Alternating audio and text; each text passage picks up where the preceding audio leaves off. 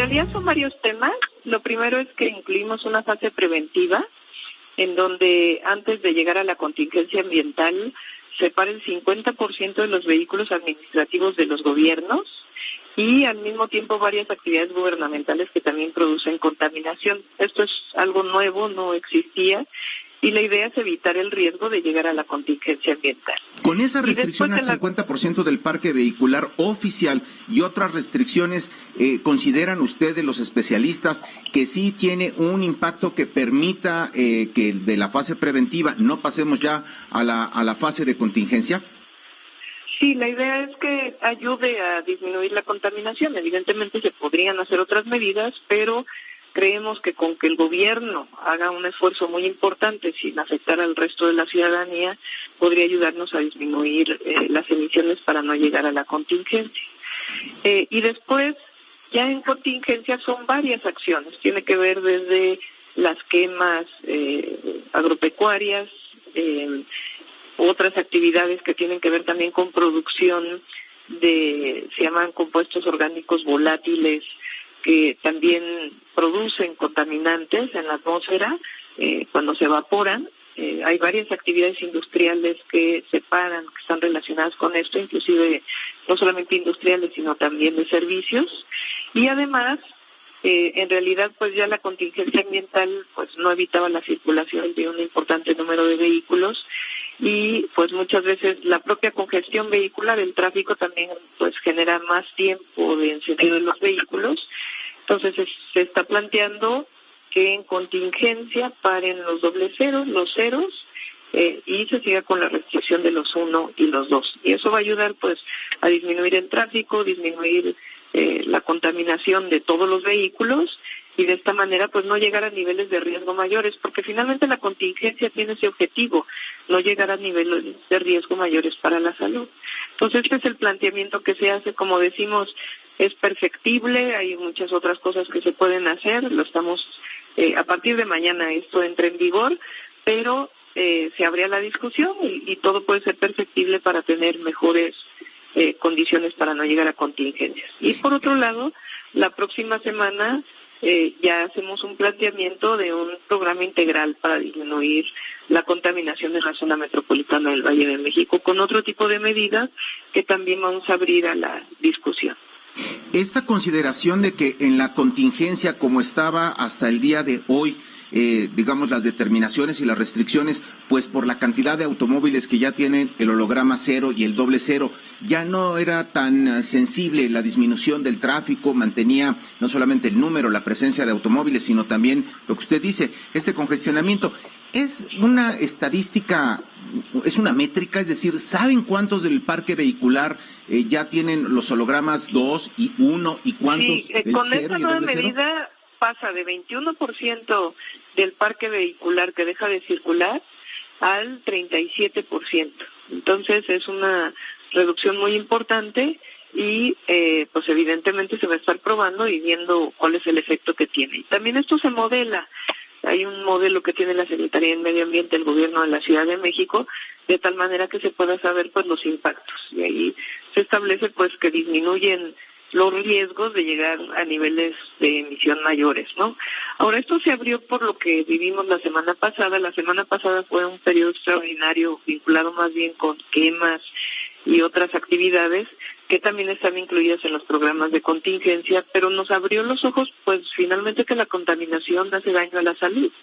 Y esto es importante porque hoy hay un número importante de personas que reconoce esto y que está dispuesto a hacer un sacrificio. Las contingencias en la ciudad son de 5 a 8 días en todo el año, y particularmente en la época de primavera. Entonces, pues estas restricciones que permiten no elevar tanto los índices de contaminación. Otra modalidad de automotores como los híbridos o eléctricos siguen siendo tema marginal en la capital, ¿verdad? Eso sigue siendo marginal. Nuestra idea es promoverlos más. Estamos inclusive hablando con las automotrices para que pueda haber menores precios, para que pueda haber más de este tipo de vehículos, además de otras actividades que permitan también pues compartir vehículos, porque sigue existiendo de manera muy importante. La mayor parte de los vehículos van con una persona. Entonces vamos a promover, sobre todo en las empresas, en los gobiernos, esquemas para compartir vehículo, pero eso ya lo estaremos presentando la próxima semana. Doctora Claudia Sheinbaum, se ha observado cómo, por ejemplo, algunas vialidades importantes, ejes viales, tienen ya una nueva, digamos, inteligencia de semáforos, por llamarle de alguna forma, una nueva ingeniería en ese sentido, pero también hay muchas otras vialidades que mantienen como herencia estos volardos, estos postes o topes, en fin, como reducciones que a ojo de ciudadano parecería que incrementan en lugar de agilizar el tráfico. ¿Sobre eso qué se está haciendo? Pues muchos de estos cruces que se hicieron fue para proteger al peatón. Nosotros no creemos que haya sido la mejor manera, por eso este año estamos haciendo en 100 cruces conflictivos, visualizando al peatón, pero también mejorando la movilidad.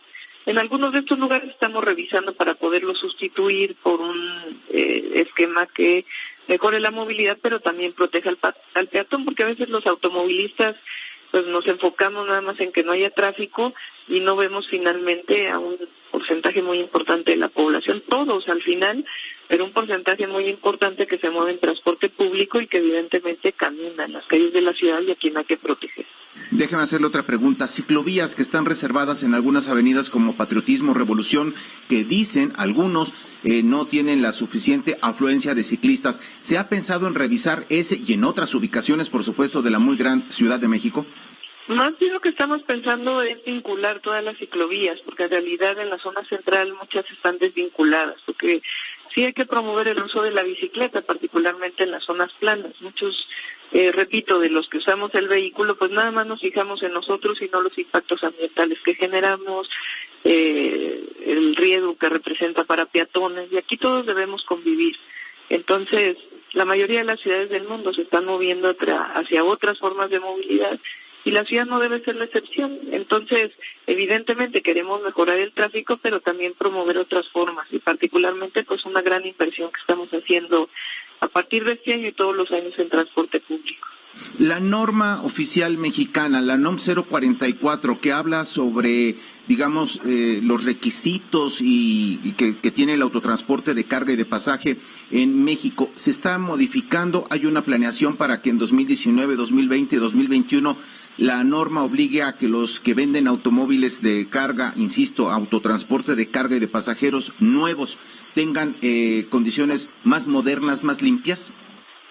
Sí, deben de tener trampas de partículas, se llama, y esto es una norma federal y es lo que vamos a presentar la próxima semana. Todas estas no solo se van a revisar, sino se va a promover que se proceda mucho más rápido al cambio tecnológico, que en realidad pues ha habido ya muchos años de estancamiento en las tecnologías de la movilidad, tanto para carga como para pasajeros, no solo en la zona metropolitana, sino en todo el país. Entonces, por ejemplo, ahora planteamos que los vehículos ostensiblemente contaminantes, que muchos son de carga, pues es el triple de la multa que ahora se les está aplicando, y van a venir mayores restricciones en el nuevo programa. ¿Algo sobre la venta en México de diésel de ultrabajo azufre?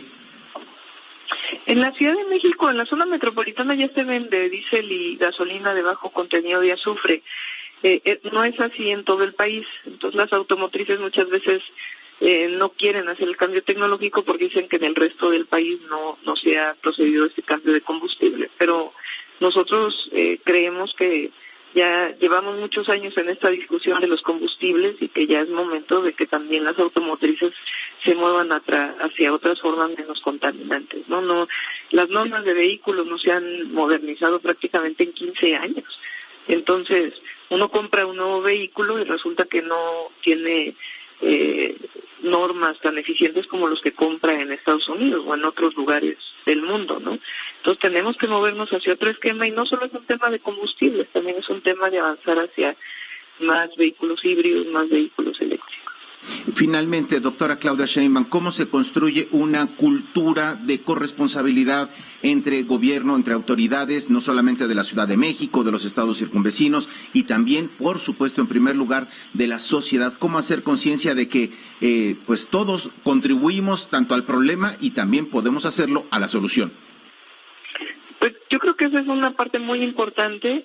Y tiene que ver también con mayor confianza en lo que hace el gobierno y tiene que ver con la corrupción histórica que ha habido. Entonces la gente deja de creer porque muchos de los recursos se utilizan para otras cosas. Y en este caso por eso estamos poniendo el ejemplo como gobiernos. Es decir, en la fase preventiva las acciones son de gobierno. Pero la jefa de gobierno pues va a tener que muchas veces lo uso ya, ¿no? Pero no va a tener que ir en metro porque los vehículos administrativos pues no pueden circular cuando hay contingencia ambiental, ¿no? Entonces, pues hay que acostumbrarse también a que como gobernantes pues tenemos que ser los primeros que mostremos el ejemplo.